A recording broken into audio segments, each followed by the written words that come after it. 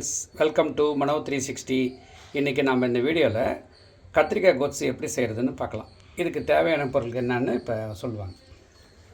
தனியா 2 டேபிள் ஸ்பூனுங்க, கடலைப்பருப்பு ஒரு அரை டேபிள் ஸ்பூனு, உளுத்தம்பருப்பு 1 டேபிள் ஸ்பூனு, சீரகம் 1 டீஸ்பூனு, மிளகு 1 டீஸ்பூனு, வெந்தயம் ஒரு 1/4 டீஸ்பூனு, இது ஒரு 10 காஞ்ச மிளகாய் வச்சுக்கோங்க.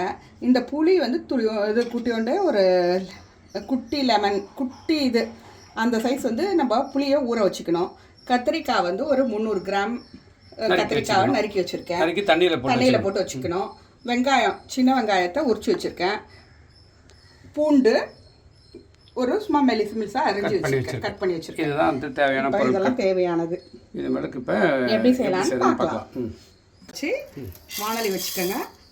தனியாவை போட்டு கொஞ்சம் வறுத்துக்கோங்க. தனியா பாதி வறுத்துட்டு இருக்கும்போதே கடலைப்பருப்பு போட்டுக்கோங்க. இந்த உளுத்தம்பருப்பும் போட்டுக்கலாம்.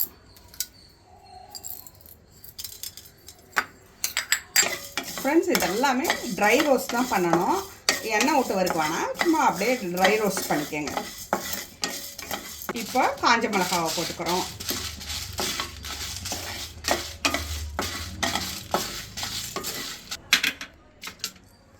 இப்போ ஒரு டீஸ்பூன் மிளகை போட்டுக்கோங்க.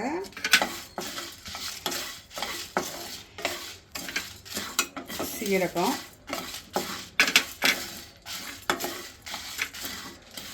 இந்த கொஞ்சோண்டு 1/4 ஸ்பூனு வெந்தயம். நல்லா ட்ரை ரோஸ்ட் பண்ணிக்கலாம். நல்லா வறுத்துட்டு ட்ரை ரோஸ்ட் பண்ணிவிட்டு நீங்கள் ஆற விட்டுக்கோங்க. ஆற விட்டு அரைச்சிக்கலாம்.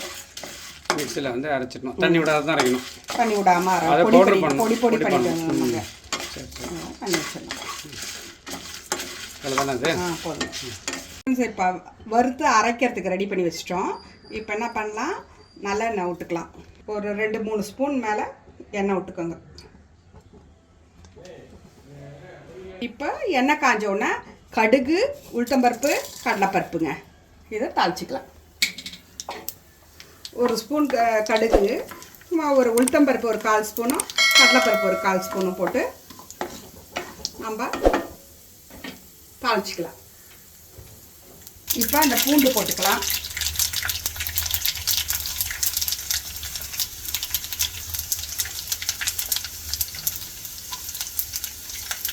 சின்ன வெங்காயம் ஊற்றி கூட சேர்க்கணும்.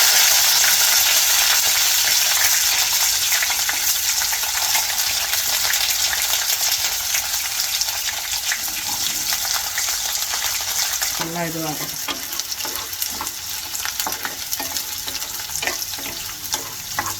கருவேப்பிலை போட்டுக்கோங்க.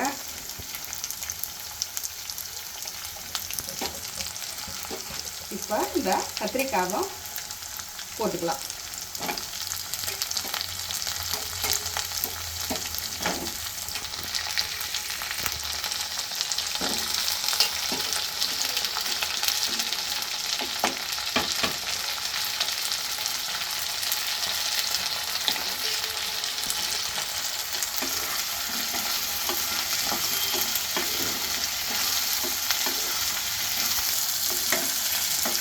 இப்போ ஒரு தக்காளி போட்டுக்கோங்க. சின்னதாக ஒரு தக்காளி போட்டுக்கோங்க. அதுவும் நல்லா போட்டு வதங்கட்டும். இந்த எண்ணெயிலே தான் வதங்கணும், தண்ணி கிண்ணி ஊற்றக்கூடாது. எண்ணெயிலே தான் நல்லா வதங்கணும். 1/2 ஸ்பூன் மஞ்சள் பொடி போட்டுக்கோங்க. ஒரு குட்டி ஸ்பூன் வந்து இது போட்டுக்கோங்க, காஷ்மீர் சில்லி போட்டுக்கோங்க. இப்போ கிட்டத்தட்ட எவ்வளோ பர்சன்ட் வெந்திருக்கும் அதை பாருங்கள். நல்லா வதங்கிடுச்சு ஓரளவுக்கு பாருங்கள். நல்லா அந்த கத்திரிக்காய் அந்த தக்காளி எல்லாம் இதுவாகி வந்துடுச்சு பாருங்கள். இந்த டைமில் நல்லா இந்த மாதிரி இந்த பவுடரை போட்டுக்கிட்டு நம்ம அரைச்சி வச்சோம் பார்த்தீங்களா, இது அந்த பவுடர் வறுத்த பவுடர், ஆமாம், அதையும் போட்டுக்கலாம். வறுத்து வச்ச பவுடரையும் இப்போ போட்டுக்கலாம்.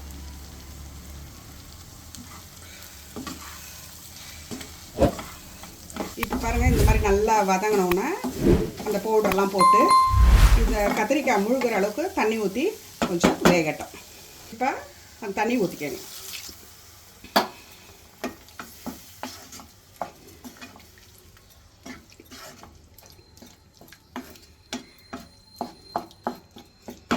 முழுகிற அளவுக்கு தண்ணி ஊற்றி கொஞ்சம் மூடி வேக வைக்கலாங்க.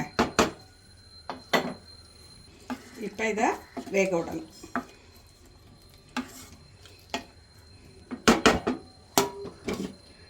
மூடி வச்சுருங்க ஒரு 5 நிமிஷம். தேவையான அளவு உப்பு போட்டுக்கலாம். ஏன்னா ஃபஸ்ட்டே போட்டோன்னா கத்திரிக்காய் வேகாது, அதனால் இப்போ போட்டுக்கலாம்.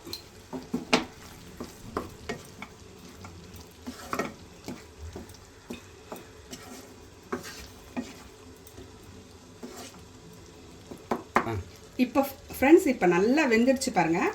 இந்த டைமில் நம்ம மேஷர் வச்சு அப்படியே இது பண்ணிக்கோங்க. இல்லைன்னா இதை வந்து அப்படியே ஆற விட்டு மிக்சியில் சும்மா ஒரு பல்ஸ் கூட போட்டுக்கலாம். இல்லைன்னா இல்லை இதில் கையில் இதில் கூட நல்லா கெட்டி கரண்டியால் கூட நல்லா இது பண்ணிக்கலாம். இந்த பாருங்கள் நல்லா மசிச்சு விட்ருக்கேன் பார்த்தீங்களா?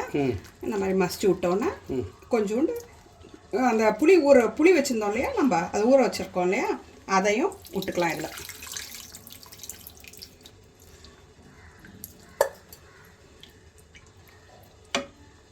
கடைசியாக எவ்வளோ நல்லா அந்த புளி தண்ணியோடு இதுவாகி எப்படி இருக்குது பாருங்கள். இந்த மாதிரி ஸ்டேஜில் இது 1 நிமிஷம் தான், இன்னும் 1 நிமிஷத்தில் ஆஃப் பண்ணிடலாம். நம்ம எண்ணெய் பிரிய இறக்கிட வேண்டியது தான். லாஸ்ட்டாக கொஞ்சம் நல்லெண்ணெயை அது மேலே விட்டுக்குங்க. சுவையான கத்திரிக்காய் கோஸ்து ரெடி. இந்த மாதிரி அப்படியே ஒன்றும் பாதியமாக அப்படியே இருக்குது பாருங்கள். அந்த கத்திரிக்காயெலாம் லைட்டாக இருக்கணும். இந்த மாதிரி இருந்தால் தான் நல்லா இந்த டெக்ஸ்சர் தான் கரெக்டாக இருக்கும்ல. கரெக்டாக இருக்குங்க. இந்த மாதிரி அப்படியே இது பண்ணி சாப்பிட்டா நீங்கள் இட்லிக்கு, தோசைக்கு, எல்லாத்துக்கும், பொங்கலுக்கு ரொம்ப அருமையாக இருக்கும். இட்லிக்கு ரொம்ப அருமையாக இருக்கும். எல்லாத்துக்கும் நீங்கள் தொட்டு சாப்பிடலாம். சுவையான கத்திரிக்காய் கோஸ்து ரெடி. சுவையான கத்திரிக்காய் கோஸ்து ரெடியாக இருக்குது. சூப்பராக இருக்குது. இந்த பாருங்கள், வழக்கம் போல் நான் சொல்கிற மாதிரி மல்லிகைப்பூ மாதிரி ஒரு இட்லி இதை பக்கத்தில் வச்சிட்ருக்கேன்.